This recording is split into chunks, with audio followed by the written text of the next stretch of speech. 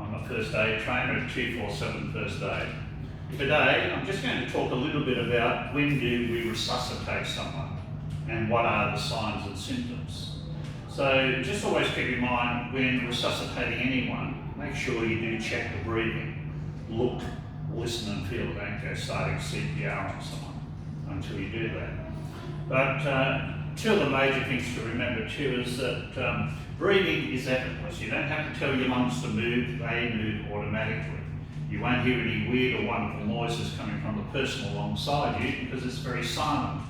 So we're looking for normal breathing in that casualty. But if you get a gasping, gurgly noise, not responding, not moving, no rise or fall of the chest, well, it's going to be CPR every day of the week and the use of a defibrillator where possible.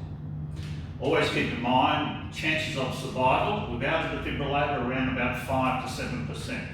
Bring one to the scene and get it on them early in the first few minutes, well, it might rise up to 80% chance of survival. So I cannot stress the fact that making sure you've got an ambulance on the way, your defibrillator on the way, and start your CPR in the first 2 minutes. So the major part to remember is also when you walk into the room and you find someone, make sure you do check the danger, up above, down below and to the sides. In the ideal world, we will put on a pair of gloves. So the next step then is I might be down on my knees now calling out. I know that casualty's name and call out their name, but I might be just calling out, hello, can you hear me? Open your eyes. No response there. I might have tried squeezing the shoulders. I might have asked them to squeeze my hands. Major reason why we ask them to squeeze their hands is if they've had a stroke, not always able to talk, but they might be able to squeeze their hands. As soon as there's no response, call an ambulance, bring the defibrillator first aid kit, make sure you're proactive in as much as sending someone out to the front to make sure the ambulance knows which entrance to come into. So that's very important too. Next step for you and I is just looking inside the mouth, see if there's any rubbish. No head tilt at this stage. The next step is opening up the airway. So you can either do the pistol grip, which is to tilt the head back like that. I quite often use 1 or 2 fingers under the jaw there. It's like a hinge, lifts the jaw up and away to open the airway. It's a simple way of doing it. There's your open airway. Next step is you and I are looking for normal breathing in the casualty. Normal breathing being the rise and the fall of the chest. So I'm going to place my hand next to on the chest. I'm going to put my ear to the mouth and nose. Look, listen and feel for 10 seconds. Make sure it is 10 seconds. I can feel the chest rising. I can feel it. If they are breathing normally, I can feel any air coming out of the mouth. I can hear it against my cheek. Look, listen and feel.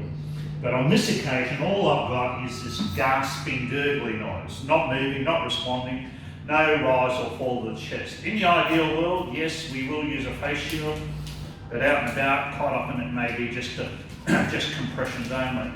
With your face shield, the filter will go over the mouth like so, and immediately we're going to start our compressions on the chest. If you've been taught fingers clear of the chest, I'm going to stop you, but I actually do relax the fingers. But I lock my arm in, heel of the hand in the middle of the chest there, and pushing down nice and firmly. And you'll notice my heel of the hand is just rising a little bit off the chest. That just allows the chest to spring back. You might push another 10 or 12% of blood around the body and up to the brain. Pretending that is 30. Next step is pinching the nostrils. Just like for a nosebleed, thumb and finger under the jaw, tilt the head back, that opens up the airway. 2 breaths, seal them out. Look towards the chest after each one. And away you go again. Always put your defibrillator near the shoulder. That enables someone to access the casualty from the side. Always put your oxygen at the other arm, or shoulder I should say. So just a nice steady rhythm there, a little bit more than 1 second. Pinch, tilt, seal. Little or no interruption, and away you go like that. If that casualty does start to breathe normally, the next step for you and I is to turn them over on their side into the recovery position. Over they will go, bring the head back gently, pull back on the jaw. They now have an open airway. Always check them over, see if there's any other injuries, keep them warm and reassure them.